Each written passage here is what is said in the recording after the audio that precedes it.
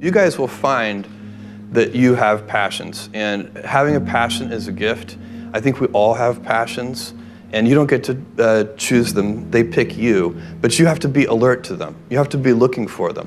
And when you find your passion, it's a fantastic gift for you because it gives you direction, it gives you purpose.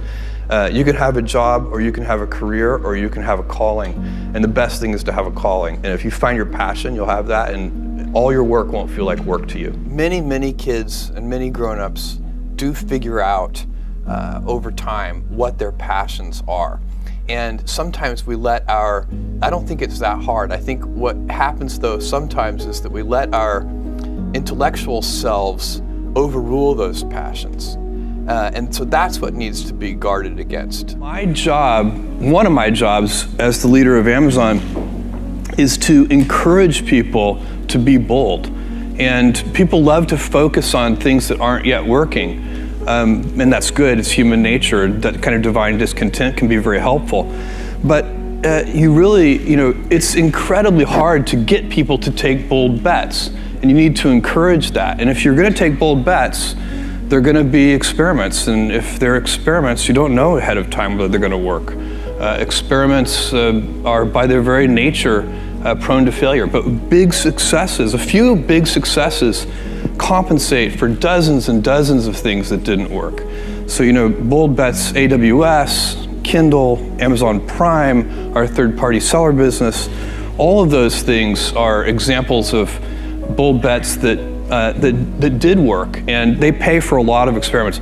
I've made billions of dollars of failures at Amazon.com, literally billions of dollars of failures.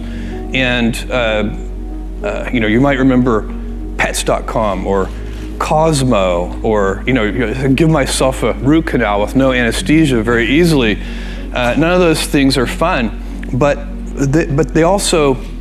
they don't matter. What really matters is companies that don't continue to experiment, companies that don't embrace failure, they eventually get in a desperate position where the only thing they can do is make a kind of Hail Mary bet at the very end of their corporate existence. Whereas companies that are, making bets all along, even, big bets, but not bet the company bets. I don't believe in bet the company bets. That's when you're desperate. That's the last thing you can do. It's not. You could be out of work and have terrible work-life balance. Even though you've got all the time in the world, right. You could just feel like, oh my God, I'm miserable, and you would be draining energy. And so you have to find that harmony. It's a much better word. And I think for most people, it's about meaning. People want to know that they're doing something interesting and useful. And for us, because of the challenges that we have chosen for ourselves, we get to work in the future, and it's super fun to work in the future for the right kind of person. You need to be nimble and robust. So you need to be able to take a punch, and you also need to be quick and innovative and doing new things at a high speed. That's the best defense against the future. And you have to always be leaning into the future. If you're leaning away from the future is going to win every time. Never, ever, ever lean away from the future. We all have adversity in our lives. I doubt if you really, if you know somebody, any friend or anybody that you talk to, there's no lack of adversity, and by the way, that's good, because it's what teaches us how to get back up. You fall down, you get back up. It always happens. And you get certain gifts in life, and you want to take advantage of those. But I guess my advice on adversity and success would be to be proud not of your gifts, but of your hard work and your choices. So, you may be, the kinds of gifts you get in life, you might be really good at math. It might be really easy for you. That's a kind of gift. But practicing that math and taking it to the next step, that could be very challenging and hard, and take a lot of sweat. That's a choice. You can't really be proud of your gifts because they were given to you. You can be grateful for them and thankful for them. But your choices you choose to work hard. You choose to do hard things. Those are choices that you can be proud of. Being an inventor requires, because the world is so complicated, you have to be a domain expert. I mean, in a way, even if you're not at the beginning, you have to learn enough so that you become a domain expert. But the danger is once you become a domain expert, you can be trapped by that knowledge. And so inventors have this paradoxical ability to have that 10,000 hours of practice and be a real domain expert and have that beginner's mind. Have that look at it freshly, even though they know so much about the domain. And that's the key to inventing. You have to have both. And I think that is intentional. I think all of us have that inside of us, and we can all do it, but you have to be intentional about it. You have to say, yeah, I am going to become an expert, and I'm going to keep my beginner's mind. You can't skip steps. You have to put one foot in front of the other. Things take time. There are no shortcuts. And but you want to do those steps with passion and ferocity. It's easy to have ideas. It's very hard to turn an idea into a successful product. There are a lot of steps in between, and it takes persistence, relentlessness. So I always tell people who think they want to be entrepreneurs, you need a combination of stubborn relentlessness and flexibility. And you have to know when to be which. And basically you need to be stubborn on your vision, because otherwise it'll be too easy to give up. But you need to be very flexible on the details, because as you go along pursuing your vision, you'll find that some of your preconceptions were wrong, and you're going to need to be able to change those things.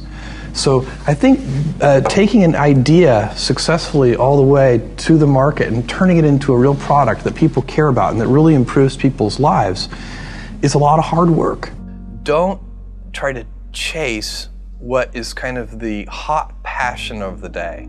I think we actually saw this. I think you see it all over the place in many different contexts, but I think we saw it in the internet world quite a bit, where at the sort of peak of the sort of internet mania in say 1999, you found people who were very passionate about something. They kind of left that job and decided, I'm going to do something in the internet, because it's it was almost like the 1849 gold rush in a way. I mean, you find that people, if you go back and study the history of the 1849 gold rush, you find that at that time everybody who was within shouting distance of California was they might have been a doctor, but they quit being a doctor and they started panning for gold, and that almost never works. And even if it does work, according to some metric, financial success or whatever it might be, I suspect it leaves you ultimately unsatisfied. So you really need to be very clear with yourself. And I think one of the best ways to do that is this notion of projecting yourself forward to age 80, looking back on your life and trying to make sure you've minimized the number of regrets you have. That works for career decisions. It works for family decisions. Do you want? I have a 14-month-old son, and it's very easy for me to, if I think about myself when I'm 80, I know I want to watch that little guy grow up. And so I don't want to be 80 and think, shoot, I missed that whole thing, and I don't have the kind of relationship with my son that I wished I had, and so on and so on. So if you think about that, so I guess another thing that I would recommend to people is that they always take a long-term point of view. And I think this is something about which there's a lot of controversy. There's a lot of people, and I'm just not one of them, believe that you should live for the now. I think what you do is you think about the great expanse of time ahead of you and try to make sure that you're planning for that in a way that's going to leave you ultimately satisfied. So this is the way it works for me. And I mean, everybody needs to find that for themselves. So I think there are a lot of paths to satisfaction, and you need to find one that works for you.